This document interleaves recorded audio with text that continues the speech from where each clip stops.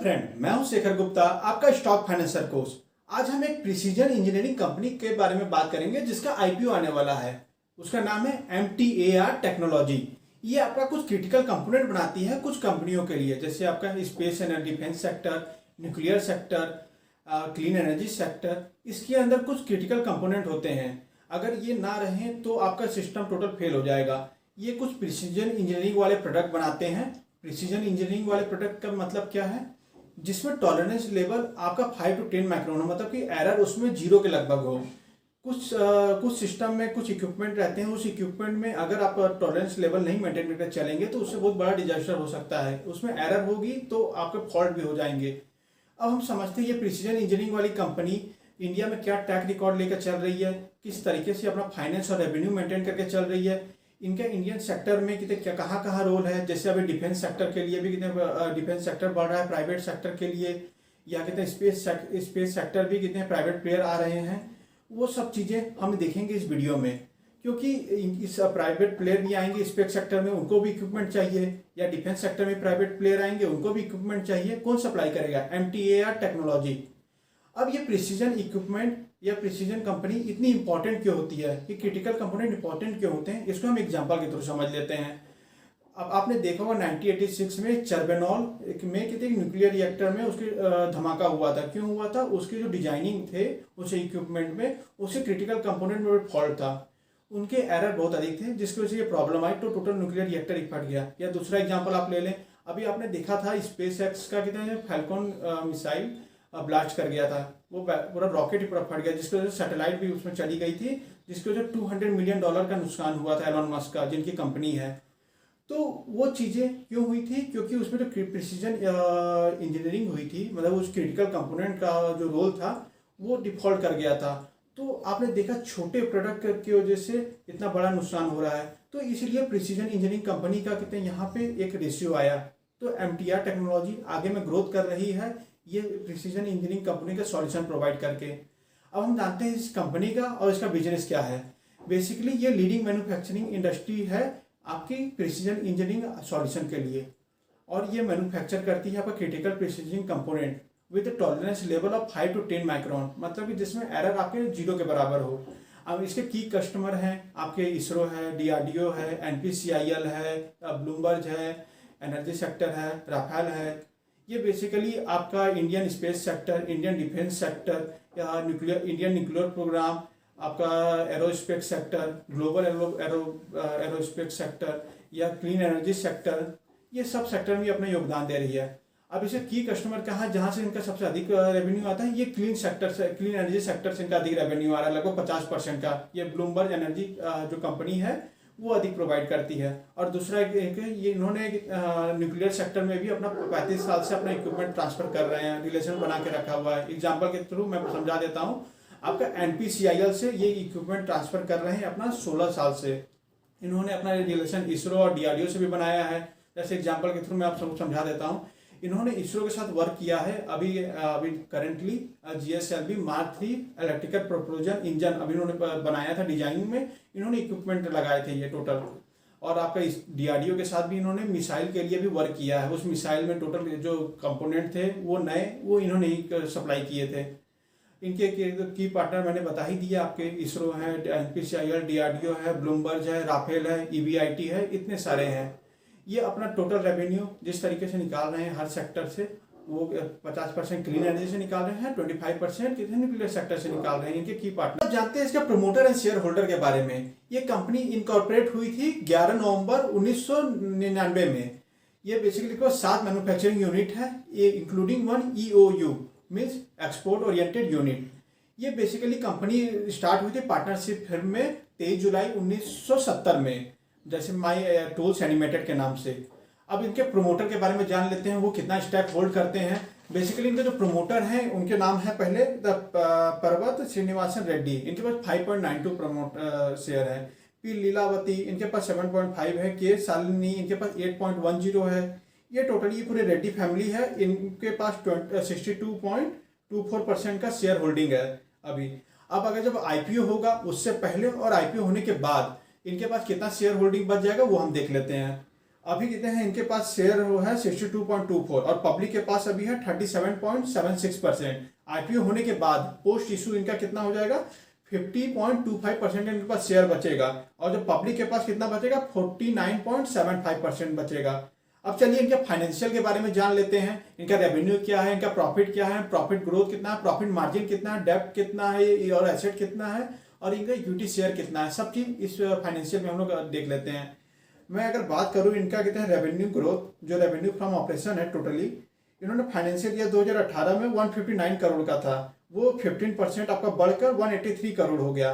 फिर 16% फिर बढ़ा, ये 213 करोड़ हुआ।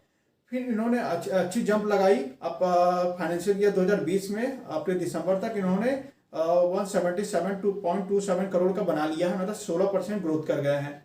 इनकी नेट प्रॉफिट मैं देखूं तो उन्होंने फाइनेंशियल ईयर 2018 में 5.42 करोड़ से स्टार्ट किया था, फिर उन्होंने 622% का जंप मारा, 39 करोड़ को पहुंच गए, फिर 31.23 करोड़ पहुंच गए फाइनेंशियल ईयर 22 में। फिर फाइनेंशियल ईयर 2000 एंड तक आपके इनके टोटल ग्रोथ हो गए हैं लगभग 28.069, मतलब 28 करोड़ उन्होंने कमा लिए हैं।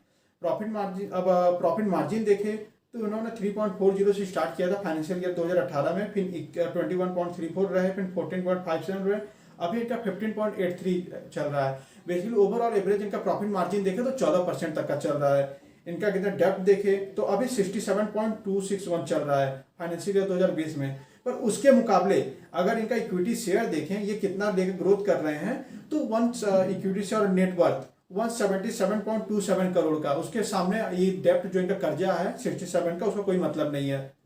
अब हम जानते हैं इस कंपनी की वैल्यूएशन निकाल कर देखते हैं, वैल्यूएशन में कंपनी कितना ग्रोथ करती है, कितना प्रोवाइड कर, कितना इनका आता है, वो सब चीजें हम जानते हैं इसमें। बेसिकली इनका प्राइस टू बुक वैल्यू जो चल रहा है वो 6.26 चल रहा है फाइनेंशियल ईयर 2021 में। अगर फाइनेंशियल ईयर 2020 की बात करें तो 6.84 था, मतलब ये इतने पैसे मांग रहे हैं 6.84। अगर प्राइस टू अर्निंग वैल्यू इनकी चेक करें तो ये आपका फाइनेंशियल ईयर 2020 में 51.76 था और फिर उसके बाद फाइनेंशियल ईयर 2021 में ये 41.11 है। ये प्राइस थोड़ा सा एग्रेसिव है, थोड़ा सा अधिक अमाउंट है, पर कितने पर ये ग्रोथ कर रहे हैं, ये मेंटेन कर लेंगे। अब इसे इंडस्ट्री एनालिसिस कर लें, ये कितने अमाउंट से ग्रो कर रहे हैं, इनका CAGR कितना है, ये इंडस्ट्री में 5 साल बाद इनका ग्रोथ रेट कितना होगा, टोटल हम जानते हैं। अभी प्रिसीजन इंडस्ट्री का 2016 से लेकर 2020 तक का इनका CAGR compound annual growth return है 7.1%। अब 2025 तक इनका जो एक्सपेक्टेड CAGR है वो 6 to 7% का ही रहेगा। अगर इनके शेयर जान ले एक्सपोर्ट एंड डोमेस्टिक सेल्स में प्रिसीजन इंडस्ट्री में, तो ये 20% शेयर कितने हैं एक्सपोर्ट के थ्रू कमाते हैं और अपना डोमेस्टिक सेल्स इनका 80% रहता है। ये ओवरऑल फ्यूचर में भी इनका सेम टू सेम रहेगा, 1-2% ऊपर नीचे हो जाएगा पर सेम रहेगा। अब हम जानते हैं इनके कंपैरिजन, इनके जो कंपनी है उनके कंपैरिजन में इनका क्या होल्ड रखता है, इनका प्रॉफिट मार्जिन क्या है। मैं देख लेता हूँ महिंद्रा डिफेंस के हिसाब से इनका कितने हैं ऑपरेटिंग मार्जिन, जैसे महिंद्रा डिफेंस का 13.7% है और MTAR टेक्नोलॉजी का कितना है 28.5%, इससे वो महिंद्रा से ऊपर है। और नेट मार्जिन में मान लूँ तो महिंद्रा डिफेंस का 6.2%, इनका MTAR टेक्नोलॉजी का नेट मार्जिन है 14%। ऑन ROCE देख लेते हैं, रिटर्न ऑन कैपिटल इक्विटी, ये आपका महिंद्रा डिफेंस का है 16.3% और MTAR टेक्नोलॉजी का क्या है 14%।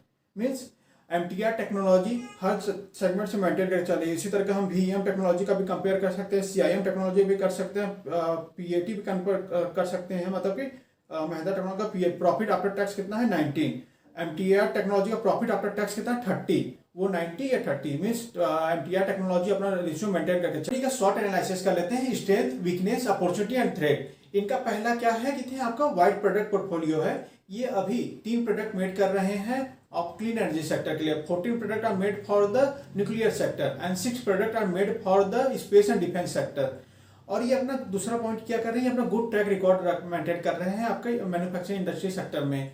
और ये इनका डाइवर्सिफाइड प्रोडक्ट सप्लायर है, मतलब एक सप्लायर से ये प्रोडक्ट नहीं लेते, ये सबसे इनका बहुत सप्लायर हैं, ये प्रोडक्ट पाते हैं।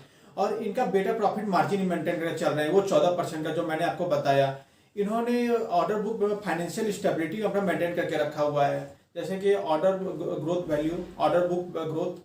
कोई मैन्युफैक्चरिंग इंजीनियरिंग इंडस्ट्री में ऑर्डर बुक ग्रोथ बहुत इंपॉर्टेंट होता है, क्योंकि ये आपको बताता है कि वो कितने सीजीआर से ग्रोथ कर रहा है। जैसे अभी इसका 31% चल रहा है और 345 करोड़ इन्होंने फाइनेंशियल ईयर 2021 में अभी पाए हैं। अगर इनका कितने मैनेजमेंट देखें तो वेल क्वालिफाइड एंड एक्सपीरियंस्ड हैं। अब इनकी वीकनेस की बात कर लें, ये बेसिकली आपका जो रेवेन्यू जनरेट कर रहे हैं 50% फ्रॉम द ब्लूम एनर्जी से जनरेट, मतलब क्लीन एनर्जी से जनरेट कर रहे हैं, और 27% NPCIL से जनरेट कर रहे हैं। मीन्स मैक्सिमम इनका यहाँ से हो रहा है, पर एक भी कस्टमर चला जाए तो ये कितने लॉस में चले जाएंगे। और बेसिकली ये गवर्नमेंट पॉलिसी पे ही डिपेंड कर रहे हैं, क्योंकि अगर कोई भी कितने जो भी इसरो, DRDO, NPCI सब गवर्नमेंट के हैं, तो गवर्नमेंट में पॉलिसी चेंज करेगी तो इनको दिक्कत हो जाएगी। अब इनकी अपॉर्चुनिटी के बारे में जान लेते हैं। ये अपने प्रोडक्ट पोर्टफोलियो को इंक्रीज कर सकते हैं और भी प्रोडक्ट में इंक्रीज कर पाएंगे। ये अपना प्रोडक्ट को डाइवर्सिफाई कर सकते हैं और भी प्रोडक्ट इंक्लूड कर सकते हैं। जैसे कि गवर्नमेंट ने FDI लिमिट कहते हैं मैन्युफैक्चरिंग सेक्टर में 49% से 74% बढ़ा दी है, तो इनका वो फायदा इनको लेना चाहिए। और बेसिकली इनको अभी जो मैन्युफैक्चरिंग यूनिट को इंक्रीज करना चाहिए। जैसे इन्होंने अभी हैदराबाद में एक शीट मेटल फैसिलिटी बढ़ाई है और आपकी फैब्रिक फैसिलिटी भी बढ़ाई है, जो कि तैयार हो जाएगा 2022 तक। और ये अपना टोटल जो इंटरनेशनल प्रेजेंस है वो भी बनाए रख सकते हैं और वो बढ़ा रहे हैं। अब हम जानते हैं इनके थ्रेट क्या है, इनको क्या प्रॉब्लम आ सकती है। बेसिकली कहते हैं जब से स्पेस और डिफेंस सेक्टर प्राइवेट हो रहा है तो इनको कंपटीशन बढ़ गया है और इनको जो quality maintain, precision quality maintain करके चलना पड़ रहा है, चलेगा। क्योंकि अगर एक छोटा डिफेक्ट आ जाए क्रिटिकल कंपोनेंट में तो पूरा सिस्टम ही डाइवर्ट कर जाएगा। और बेसिकली इनके जो रॉ मटेरियल है वो जल्दी अवेलेबल नहीं होते, तो उसकी वजह से इनको दिक्कत आ रही है। अब इनके IPO डिटेल के बारे में जान लेते हैं। इनको IPO जो प्राइस रहेगा वो कितने का रहेगा, 573 से लेकर 574 से लेकर 575 तक का IPO साइज रहेगा। और IPO की जो इशू साइज रहेगी वो कितने की रहेगी, 596 करोड़ की कितने इन्होंने इशू साइज है। और इन्होंने जो फ्रेश इशू रखी है जिससे थ्रू कंपनी ग्रोथ करेगी 123 करोड़ की रखी है। और ऑफर फॉर सेल जिसको प्रोमोटर और कहते हैं ग्रुप लेकर निकल जाएंगे वो आपका 496 करोड़ का है। अगर पोस्ट IPO इशू जान ले, मतलब मार्केट कैपिटलाइजेशन एक कंपनी IPO के बाद कितने करोड़ की हो जाएगी, तो 1769 करोड़ की हो जाएगी। और इसके एक लॉट में 26 शेयर हैं। अगर आप बाई करना चाहते हैं तो एक लॉट, तो मिनिमम इन्वेस्टमेंट आपको कितने 14,950 की करनी पड़ेगी। आप मैक्सिमम कितने हैं 13 लॉट बाई कर सकते हैं। उसके लिए आपको इन्वेस्टमेंट लगेगी 1,95,350 रुपए। अब हम जानते हैं ये कंपनी अपना IPO क्यों ला रही है। बेसिकली इसको अपना जो मैंने बताया था 67 करोड़ का इनके पास कर्ज है, डेप्ट है, उसको फिर पे करने के लिए। और दूसरा क्या है, अपना वर्किंग कैपिटल को बढ़ाने के लिए 95 करोड़ इनको चाहिए। और इनको अपने कॉर्पोरेट इशू जो है उनको मीट करना है। अब हम जानते हैं ये IPO किस तारीख को ओपन होगा। ये आपका 3 मार्च 2021 को ओपन होगा और क्लोज कब होगा, 5 मार्च 2021 को। अगर इसका कहते हैं जो आपका जो अलॉटमेंट कब होगा, 10 मार्च को होगा। अगर आपको अलॉट नहीं हुआ तो वो आपको 12 मार्च को आपका रिफंड हो जाएगा पूरे पैसे। अगर आपको अलॉट हो गया तो वो शेयर आपके 15 मार्च को आपके अकाउंट में आ जाएंगे। आप फिर 16 मार्च को वो आपका NSE और BSE दोनों पे लिस्ट हो जाएगा। ये कंपनी का MTAR टेक्नोलॉजी का फ्यूचर ग्रोथ बहुत अच्छा है, क्योंकि ये अभी जो जैसे प्राइवेट हो रहे हैं आपके स्पेस सेक्टर और डिफेंस सेक्टर, तो उस हिसाब से कितने बहुत प्राइवेट प्लेयर आ रहे हैं। उनको कितने क्या चाहिए, इक्विपमेंट चाहिए। इक्विपमेंट कहाँ से लेंगे, आप MTAR टेक्नोलॉजी से लेंगे। तो इनका फ्यूचर ग्रोथ बहुत अच्छा है। आप चाहें तो इसमें IPO में अप्लाई कर सकते हैं। IPO में अप्लाई करने के लिए बेसिकली आपको अपना डीमैट अकाउंट ओपन करवाना पड़ेगा। किसी भी ब्रोकर पे आप ओपन करवा सकते हैं, जैसे आपका जीरोधा हो गया, अप स्टॉक हो गया, एंजल ब्रोकिंग हो गया। तो इस IPO में जरूर अप्लाई करें, ये मेरा सुझाव है। चलिए मिलते हैं नेक्स्ट वीडियो के लिए, तब के लिए इतना ही, धन्यवाद।